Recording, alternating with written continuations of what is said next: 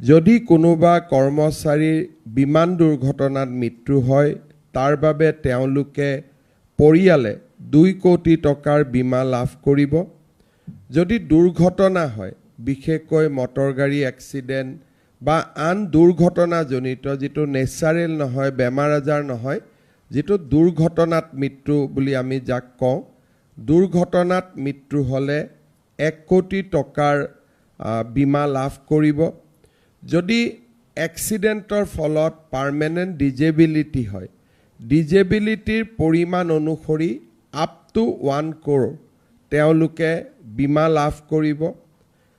আৰু যদি আংশিক অক্ষমতা হয় যিটো ডিজেবিলিটি পাৰ্মানেণ্ট ডিজেবিলিটি কিন্তু আংশিক হয় তেতিয়া 80 লাখ টকা পৰ্যন্ত।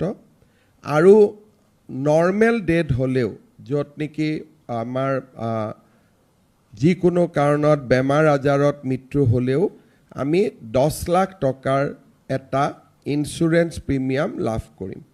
সাধাৰণতে আমি গ্ৰেচুইটি দিওঁ। এইটো গ্ৰেচুইটিৰ লগত এটা অতিৰিক্ত 10 লাখ টকা আমি বেমাৰ আজাৰ হৈ মৃত্যু হ'লেও আমি পাব পাৰিম।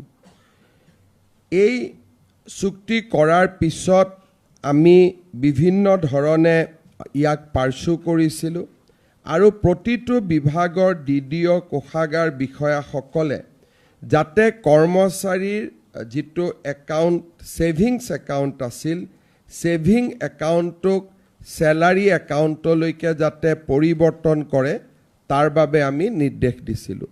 আজি আপোনালোকে চাওক যে 1 জানুৱাৰীত আমি এই MOU কৰাৰ পিছত মানুহ কেনেকৈ উপকৃত হয়।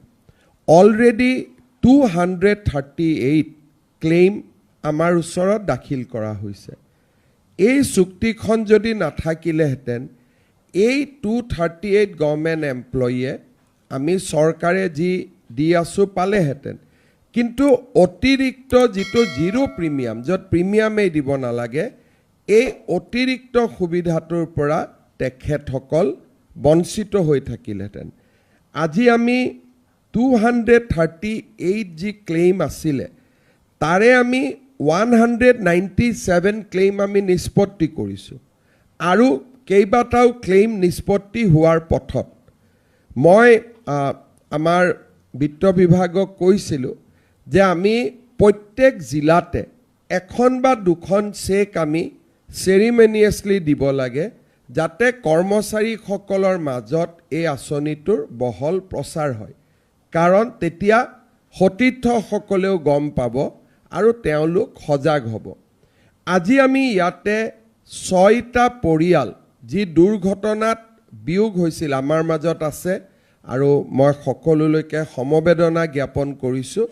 কিন্তু অকণমান হ'লেও আমি সকলোৱে সকাহ পাইছোঁ যে আজি আমি তেওঁলোকৰ পৰিয়ালক 1 কোটিকৈ টকা ইয়াতে আনুষ্ঠানিকভাৱে দিব পাৰিম।